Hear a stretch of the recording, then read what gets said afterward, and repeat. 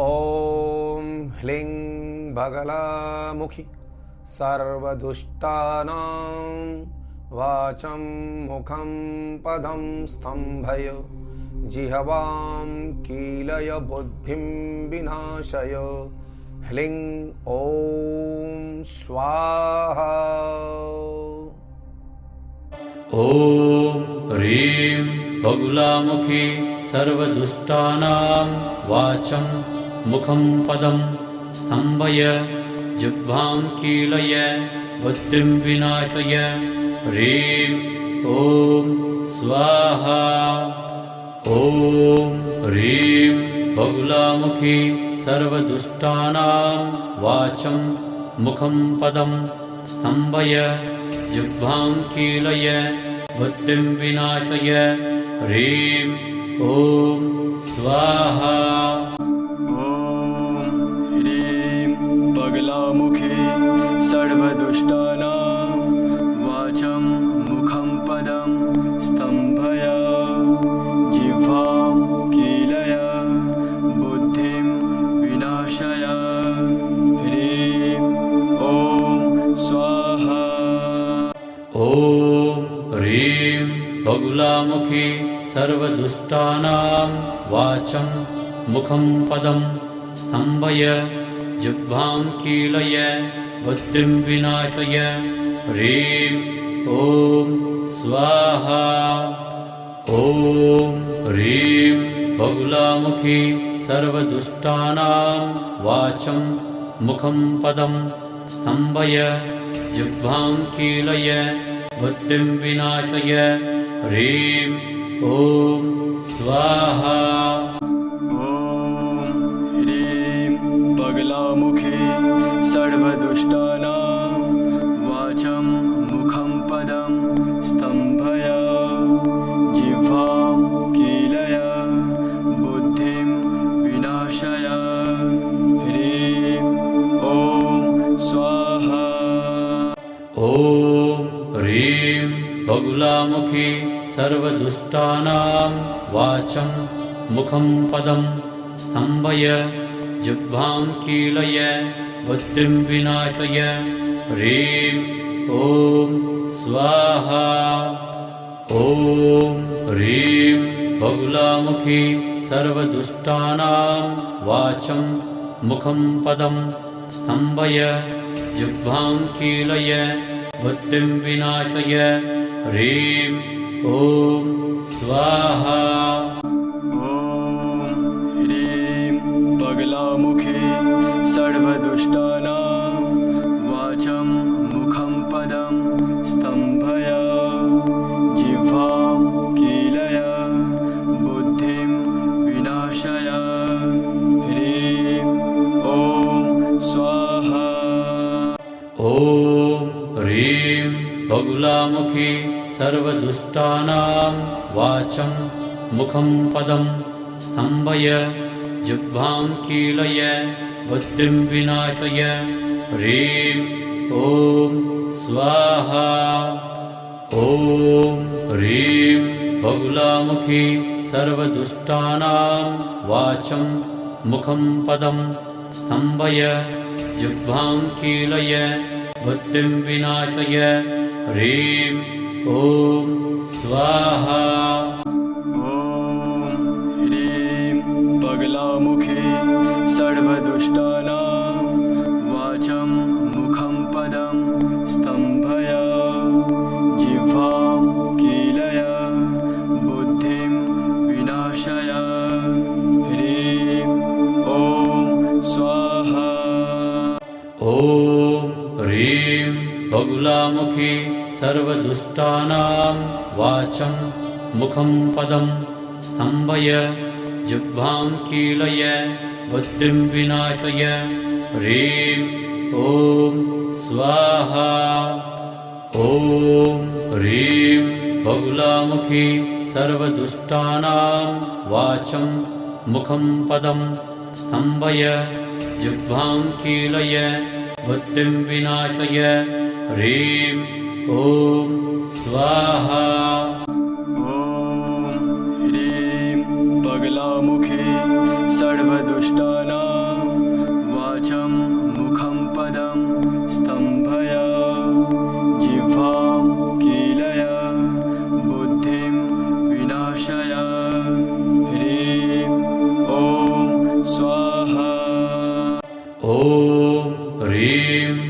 बहुलामुखी सर्वदुष्टानां वाचं मुखं पदं स्तम्भय जिह्वां कीलय बुद्धिं विनाशय ह्रीं ॐ स्वाहा ॐ ह्रीं बहुलामुखी सर्वदुष्टानां वाचं मुखं पदं स्तम्भय जिह्वां कीलय बुद्धिं विनाशय ह्रीं ॐ स्वाहा ॐ ह्रीं बगलामुखे सर्वदुष्टानां वाचं मुखं पदं स्तम्भय जिह्वां कीलय बुद्धिं विनाशय ह्रीं ॐ स्वाहा ॐ ह्रीं बहुलामुखी सर्वदुष्टानां वाचं मुखं पदं स्तम्भय जिह्वां कीलय बुद्धिं विनाशय ह्रीं ॐ स्वाहा ॐ ह्रीं बहुलामुखी सर्वदुष्टानां वाचं मुखं पदं स्तम्भय जिह्वां कीलय बुद्धिं विनाशय ह्रीं ॐ स्वाहा ॐ ह्रीं बगलामुखे सर्वदुष्टानां वाचं मुखं पदं स्तम्भय जिह्वां कीलय बुद्धिं विनाशय ह्रीं ॐ स्वाहा ॐ ह्रीं बहुलामुखी सर्वदुष्टानां वाचं मुखं पदं स्तम्भय जिह्वां कीलय बुद्धिं विनाशय ह्रीं ॐ स्वाहा ॐ ह्रीं बहुलामुखी सर्वदुष्टानां वाचं मुखं पदं स्तम्भय जिह्वां कीलय बुद्धिं विनाशय ह्रीं ॐ स्वाहा ॐ ह्रीं बगलामुखे सर्वदुष्टानां वाचं मुखं पदं स्तम्भय जिह्वां कीलय बुद्धिं विनाशय ह्रीं ॐ स्वाहा ॐ ह्रीं बहुलामुखी सर्वदुष्टानां वाचं मुखं पदं स्तम्भय जिह्वां कीलय बुद्धिं विनाशय ह्रीं ॐ स्वाहा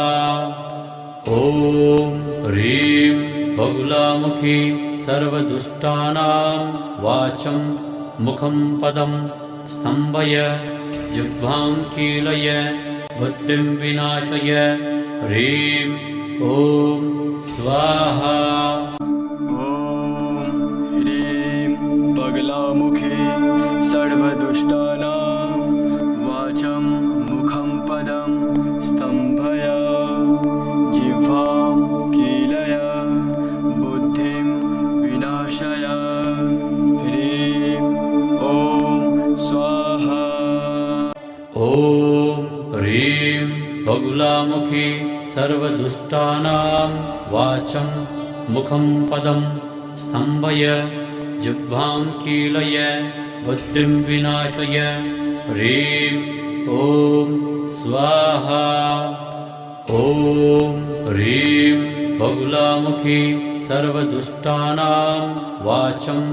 मुखं पदं स्तम्भय जिह्वां कीलय बुद्धिं विनाशय ह्रीं ॐ स्वाहा ॐ ह्रीं बगलामुखे सर्वदुष्टानां वाचं मुखं पदं स्तम्भय जिह्वां कीलय बुद्धिं विनाशय ह्रीं ॐ स्वाहा ॐ ह्रीं बहुलामुखी सर्वदुष्टानां वाचं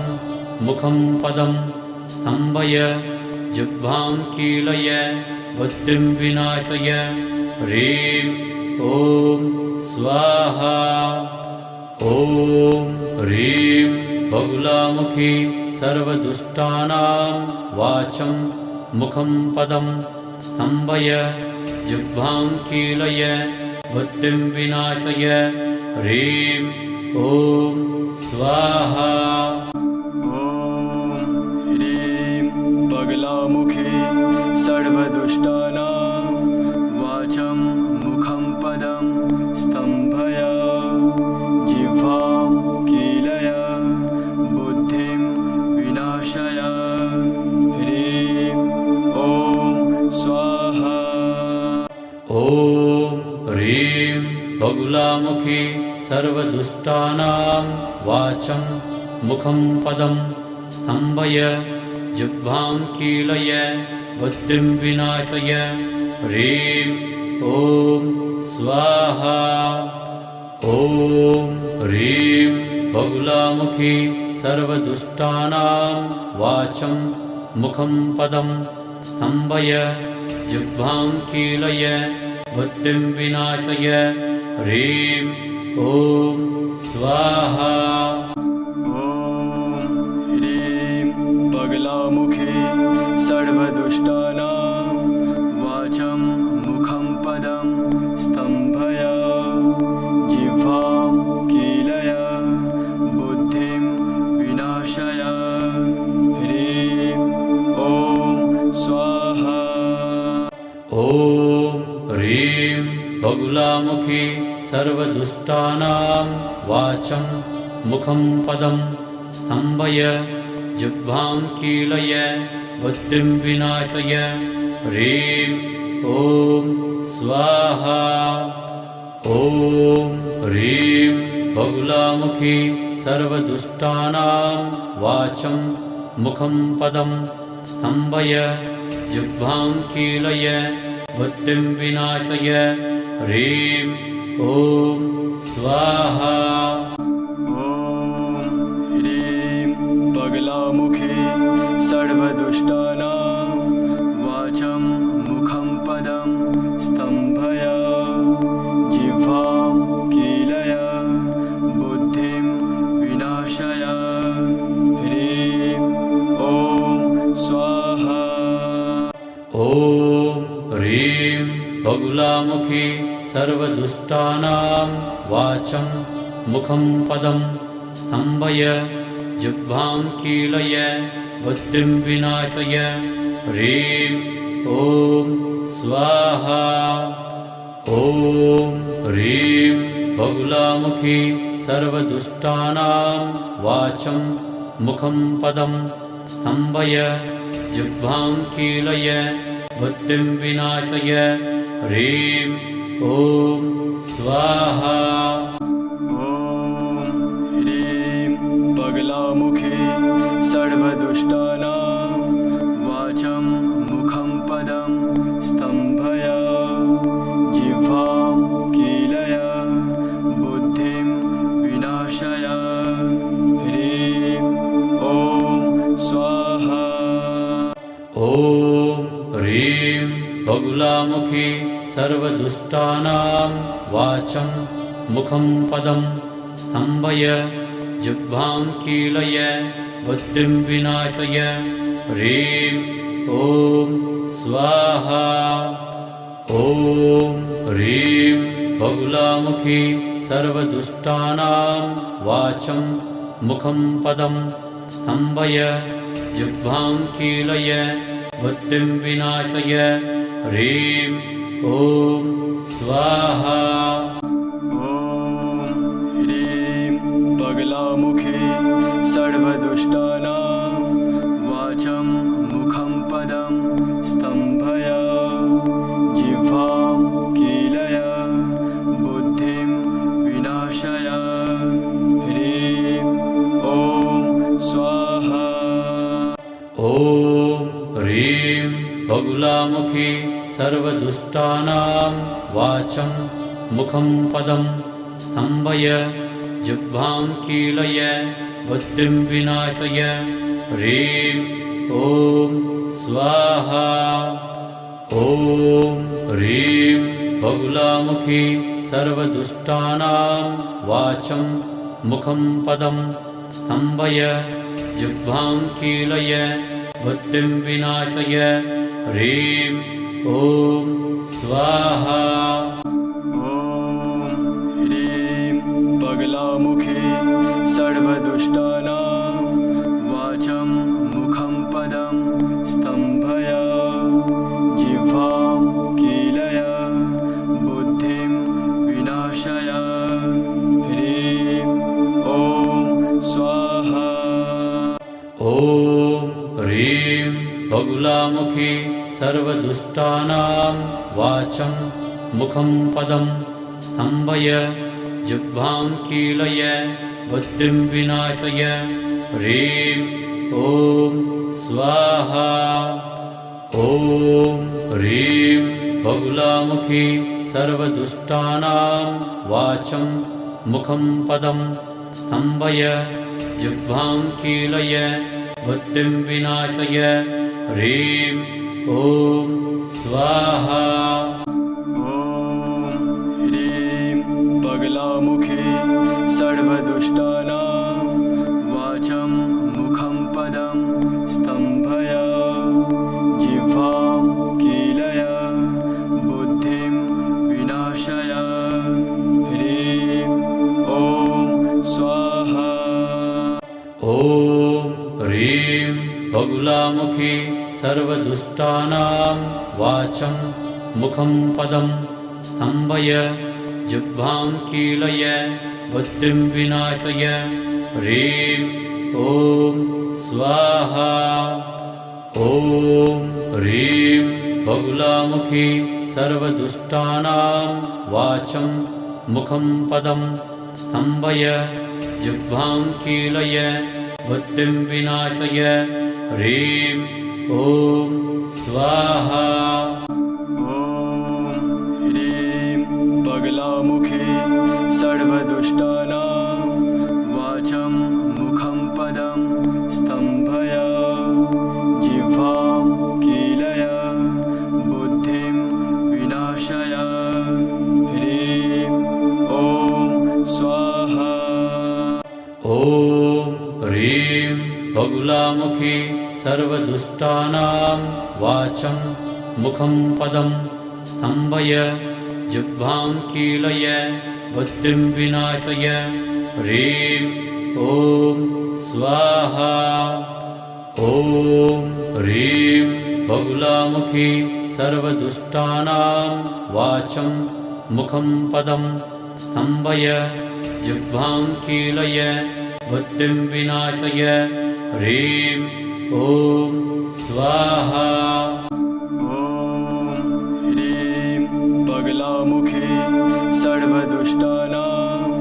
वाचं मुखं पदं स्तम्भय जिह्वां कीलय बुद्धिं विनाशय ह्रीं ॐ स्वाहा ॐ ह्रीं बगुलामुखी सर्वदुष्टानां वाचं मुखं पदं स्तम्भय जिह्वां कीलय बुद्धिं विनाशय ह्रीं ॐ स्वाहा ॐ ह्रीं बगुलामुखी सर्वदुष्टानां वाचं मुखं पदं स्तम्भय जिह्वां कीलय बुद्धिं विनाशय ह्रीं ॐ स्वाहा ॐ ह्रीं बगलामुखे सर्वदुष्टानां वाचं मुखं पदं स्तम्भय जिह्वां कीलय बुद्धिं विनाशय ह्रीं ॐ स्वाहा ॐ ह्रीं बगुलामुखी सर्वदुष्टानां वाचं मुखं पदं स्तम्भय जिह्वां कीलय बुद्धिं विनाशय ह्रीं ॐ स्वाहा ॐ ह्रीं बगुलामुखी सर्वदुष्टानां वाचं मुखं पदं स्तम्भय जिह्वां कीलय बुद्धिं विनाशय ह्रीं ॐ स्वाहा ॐ ह्रीं बगलामुखे सर्वदुष्टानां वाचं मुखं पदं स्तम्भय जिह्वां कीलय बुद्धिं विनाशय ह्रीं ॐ स्वाहा ॐ ह्रीं बगुलामुखी सर्वदुष्टानां वाचं मुखं पदं स्तम्भय जिह्वां कीलय बुद्धिं विनाशय ह्रीं ॐ स्वाहा ॐ ह्रीं बगुलामुखी सर्वदुष्टानां वाचं मुखं पदं स्तम्भय जिह्वां कीलय बुद्धिं विनाशय ह्रीं ॐ स्वाहा ॐ ह्रीं बगलामुखे सर्वदुष्टानां वाचं मुखं पदं स्तम्भय जिह्वां कीलय बुद्धिं विनाशय ह्रीं ॐ स्वाहा ॐ ह्रीं बगुलामुखी सर्वदुष्टानां वाचं मुखं पदं स्तम्भय जिह्वां कीलय बुद्धिं विनाशय ह्रीं ॐ स्वाहा ॐ ह्रीं बगुलामुखी सर्वदुष्टानां वाचं मुखं पदं स्तम्भय जिह्वां कीलय बुद्धिं विनाशय ह्रीं ॐ स्वाहा ॐ ह्रीं बगलामुखे सर्वदुष्टानां वाचं मुखं पदं स्तम्भय जिह्वां कीलय बुद्धिं विनाशय ह्रीं ॐ स्वाहा ॐ ह्रीं बगुलामुखी सर्वदुष्टानां वाचं मुखं पदं स्तम्भय जिह्वां कीलय बुद्धिं विनाशय ह्रीं ॐ स्वाहा ॐ ह्रीं बगुलामुखी सर्वदुष्टानां वाचं मुखं पदं स्तम्भय जिह्वां कीलय बुद्धिं विनाशय ह्रीं ॐ स्वाहा ॐ ह्रीं बगलामुखे सर्वदुष्टानां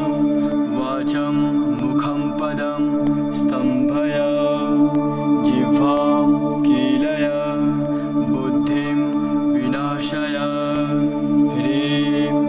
ॐ स्वाहा ॐ ह्रीं बगुलामुखी सर्वदुष्टानां वाचं मुखं पदं स्तम्भय जिह्वां कीलय बुद्धिं विनाशय ह्रीं ॐ स्वाहा ॐ ह्रीं बगुलामुखी सर्वदुष्टानां वाचं मुखं पदं स्तम्भय जिह्वां कीलय बुद्धिं विनाशय ह्रीं ॐ स्वाहा ॐ ह्रीं बगलामुखे सर्वदुष्टानां वाचं मुखं पदं स्तम्भय जिह्वां कीलय बुद्धिं विनाशय ह्रीं ॐ स्वाहा ॐ ह्रीं बगुलामुखी सर्वदुष्टानां वाचं मुखं पदं स्तम्भय जिह्वां कीलय बुद्धिं विनाशय ह्रीं ॐ स्वाहा ॐ ह्रीं बगुलामुखी सर्वदुष्टानां वाचं मुखं पदं स्तम्भय जिह्वां कीलय बुद्धिं विनाशय ह्रीं ॐ स्वाहा ॐ ह्रीं बगलामुखे सर्वदुष्टानां वाचं मुखं पदं स्तम्भय जिह्वां कीलय बुद्धिं विनाशय ह्रीं ॐ स्वाहा ॐ ह्रीं बगुलामुखी सर्वदुष्टानां वाचं मुखं पदं स्तम्भय जिह्वां कीलय बुद्धिं विनाशय ह्रीं ॐ स्वाहा ॐ ह्रीं बगुलामुखी सर्वदुष्टानां वाचं मुखं पदं स्तम्भय जिह्वां कीलय बुद्धिं विनाशय ह्रीं ॐ स्वाहा ॐ ह्रीं बगलामुखे सर्वदुष्टानां वाचं मुखं पदं स्तम्भय जिह्वां कीलय बुद्धिं विनाशय ह्रीं ॐ स्वाहा ॐ ह्रीं बगुलामुखी सर्वदुष्टानां वाचं मुखं पदं स्तम्भय जिह्वां कीलय बुद्धिं विनाशय ह्रीं ॐ स्वाहा ॐ ह्रीं बगुलामुखी सर्वदुष्टानां वाचं मुखं पदं स्तम्भय जिह्वां कीलय बुद्धिं विनाशय ह्रीं ॐ स्वाहा ॐ ह्रीं बगलामुखे सर्वदुष्टानां वाचं मुखं पदं स्तम्भय जिह्वां कीलय बुद्धिं विनाशय ह्रीं ॐ स्वाहा ॐ ह्रीं बगुलामुखी सर्वदुष्टानां वाचं मुखं पदं स्तम्भय जिह्वां कीलय बुद्धिं विनाशय ह्रीं ॐ स्वाहा ॐ ह्रीं बगुलामुखी सर्वदुष्टानां वाचं मुखं पदं स्तम्भय जिह्वां कीलय बुद्धिं विनाशय ह्रीं ॐ स्वाहा ॐ ह्रीं बगलामुखे सर्वदुष्टानां वाचं मुखं पदं स्तम्भय जिह्वां कीलय बुद्धिं विनाशय ह्रीं ॐ स्वाहा ॐ ह्रीं बगुलामुखी सर्वदुष्टानां वाचं मुखं पदं स्तम्भय जिह्वां कीलय बुद्धिं विनाशय ह्रीं ॐ स्वाहा ॐ ह्रीं बगुलामुखी सर्वदुष्टानां वाचं मुखं पदं स्तम्भय जिह्वां कीलय बुद्धिं विनाशय ह्रीं ॐ स्वाहा ॐ ह्रीं बगलामुखे सर्वदुष्टानां वाचं मुखं पदं स्तम्भय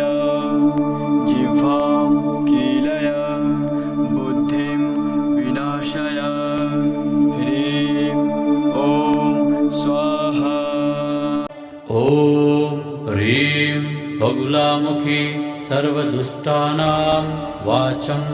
मुखं पदं स्तम्भय जिह्वां कीलय बुद्धिं विनाशय ह्रीं ॐ स्वाहा ॐ ह्रीं बगुलामुखी सर्वदुष्टानां वाचं मुखं पदं स्तम्भय जिह्वां कीलय बुद्धिं विनाशय ह्रीं ॐ स्वाहा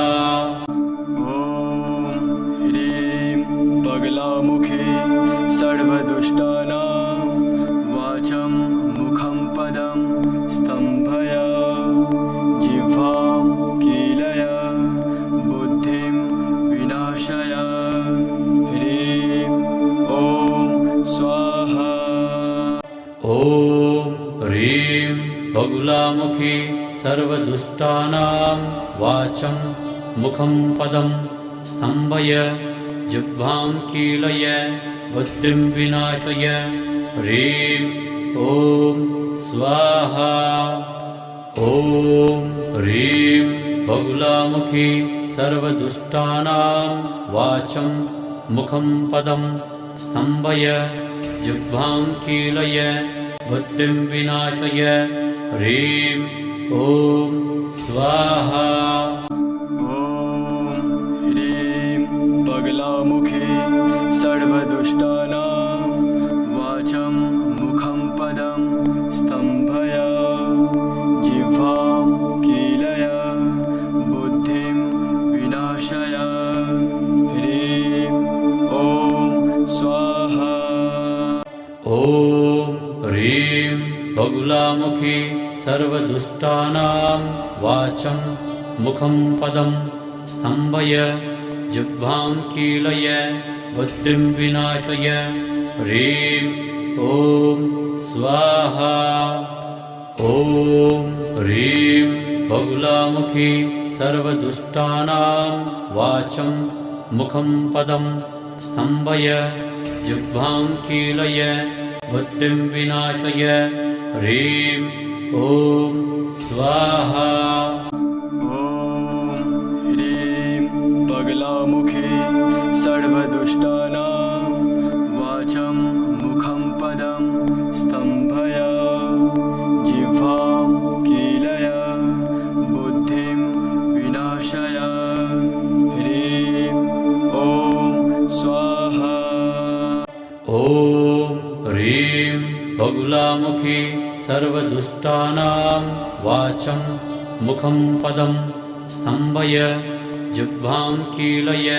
बुद्धिं विनाशय ह्रीं ॐ स्वाहा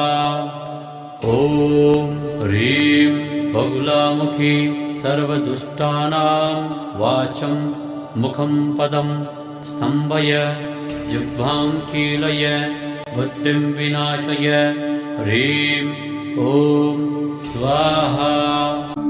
ॐ ह्रीं बगलामुखे सर्वदुष्टानां वाचं मुखं पदं स्तम्भय जिह्वां कीलय बुद्धिं विनाशय ह्रीं ॐ स्वाहा ॐ ह्रीं बगुलामुखी सर्वदुष्टानां वाचं मुखं पदं स्तम्भय जिह्वां कीलय बुद्धिं विनाशय ह्रीं ॐ स्वाहा ॐ ह्रीं बगुलामुखी सर्वदुष्टानां वाचं मुखं पदं स्तम्भय जिह्वां कीलय बुद्धिं विनाशय ह्रीं ॐ स्वाहा ॐ ह्रीं बगलामुखे सर्वदुष्टानां